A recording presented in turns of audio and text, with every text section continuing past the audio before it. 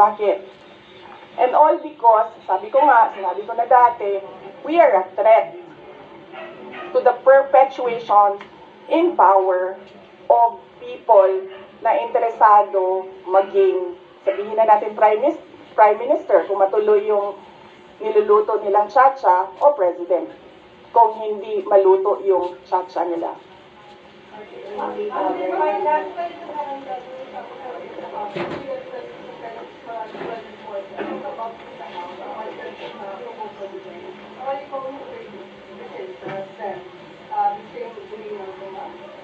Depende man sa tanong nila. Kung kaloko naman yung tanong nila, di ba dapat kaloko din yung sagot mo? Kung maayos naman yung tanong, maayos din naman yung sagot ko. Nakita niyo naman kanina, nung nagtanong na si Senator Grace Poe, sinagot ko ng maayos.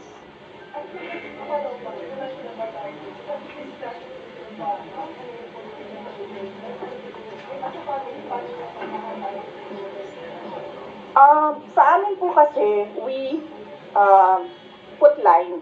Hindi po kami nakikriss-cross ng problema namin. Tulad po ng sinabi ko sa amin mag-asawa, kung issue niya yon, ang drug smuggling, siya lang ang magsasalita, siya ang mag-aasikaso. Yung issue ko sa confidential funds na tinitira, sa COA na hinahabol, sa impeachment na pinag-uusapan, sa akin din yun. Ganun din kami ni Pangulong Duterte. We have different set of lawyers for ICC. So iba yung nagtatrabaho para sa kanya, iba yung kinukonsulta ko para sa akin.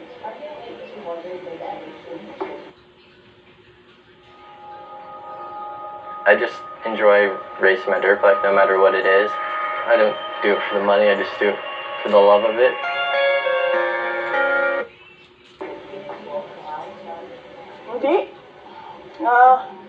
Hindi, I'm not at all bothered. I am bothered na gusto nila i-frustrate ang pinili ng mga tao na maging Vice President, all because of power and politics. Pero kung ako lang, ulitin ko lang ha, unang-una, hindi ko gusto tumakbong President. Di ba nga, kaya nung tinanong ako ng magkapatid na Marcos, ni BBM at ni Senator Aimee, kung tatakbo ako, diretso ko sinabi, January of 2021, sabi ko sa inyong lahat, hindi ako tatakbong Pangulo. Totoo yun. Tapos, hindi ako tatakbong Vice President. Kasi hindi naman napag-usapan yon before the deadline of filing of candidacy. Hindi napag-usapan ang pagiging Vice Presidente. Kaya, tumakbo akong mayor. Kasi ano bang pangarap ko sa buhay?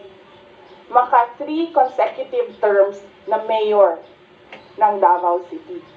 Yun yung pangarap ko. Tapos, pagkatapos ng filing of candidacy, lumapit na sa akin yung magkapatid na Marcos. Sabi nila, hindi kami mananalo kung hindi mo tutulungan kami sa Mindanao at sa Visayas. Sabi ko sa kanila, okay, sige, dahil maraming big ticket projects si Pangulong Duterte sa Davao City, sa Mindanao at sa ibang lugar pa ng ating bansa na gusto nating mapatuloy. Kaya nga, di ba, tumakbo kami on the platform of unity and continuity na hindi natin nakikita ngayon na saan na yung mga big ticket projects. Wala na lahat. Created. So, pagpaalisin nila ako dito, or impeach nila ako, hindi kawalan sa akin ang posisyon na Vice President. In the first place, hindi ko naman gusto tumakbong Presidente. Hindi ko gusto tumakbong Vice President. Tumakbo lang ako dahil kailangan mapatuloy yung development projects sa Mindanao, sa Visayas, at sa Luzon. At naisip ko at the time, if I am Vice President, patututukan yung mga proyekto na yon na, okay, wala na rin lahat ngayon dahil unappropriated na sila lahat. Of course not. I do not regret running for Vice President kasi imagine niyo kung ako mayor ngayon at hinahabol-habol nila ako dahil alam nilang pwedeng tumakbo ito sa 2028. Diba? O, diba? So, bakit ko nire-regret yan? Hahabulin nila ako. Alam nyo, kahit matanggal nila ako as Vice President, hahabulin nila ako until the day na maupo sila sa 2028. Ano? Ngayon na! Alam, mahirap sagutin ang 2028 kasi imagine niyo, pagbaba ko dito, nahulog ako doon sa hagdanan. 'Di ba? Namatay ako bukas. Sayang yung paghahanda ko. Sayang yung paghahanda ko. Dahil ang layo ng 2028. Dapat magplano for 2028 sa 2027 at fourth quarter ng 2026. Wala akong planong ganyan.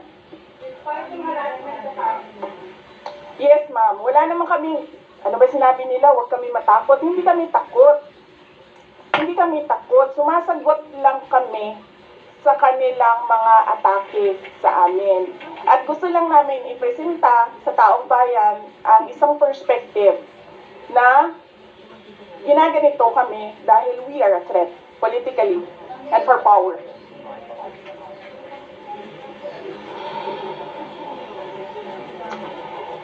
Do I regret helping? Do you want to answer the question? Or alam mo ba ang sagot? Senator Amy? Senator Amy Marcos? Magkaibigan naman kami.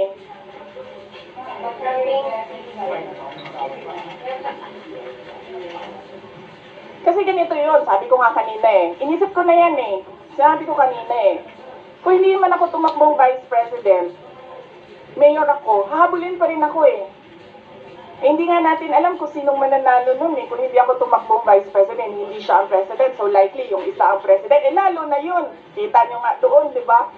Tanggalin daw ang...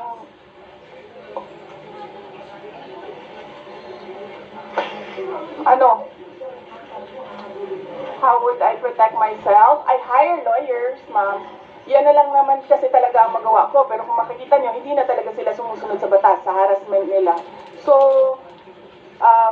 tatanggapin kung ano yung darating. Kaya sara-sara.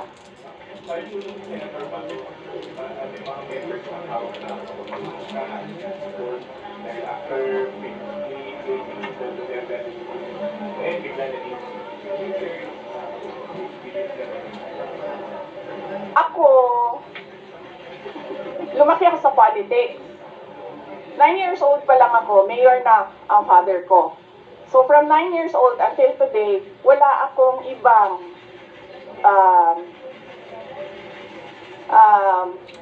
ano ba tawag dyan? Wala akong ibang universe kundi pag-aaral, nung ako'y nag-aaral pa, and politika, nung natapos na ako nag-aral. Wala akong problema maghiwalay tayo sa politika. Diba? Kasi hindi naman talaga natin ma-define kung saan tayo bukas sa politics. Kasi eleksyon ng ang ating mga public officials dito may eleksyon hindi natin alam kung saan tayo papupunta bukas. Wala akong problema. Maghiwalay tayo lahat. Diyan kayo lahat. Dito ako mag-isa.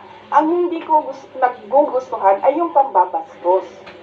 Yun. Pwede naman tayo maghiwalay sa politika Huwag lang maging bastos. Thank you.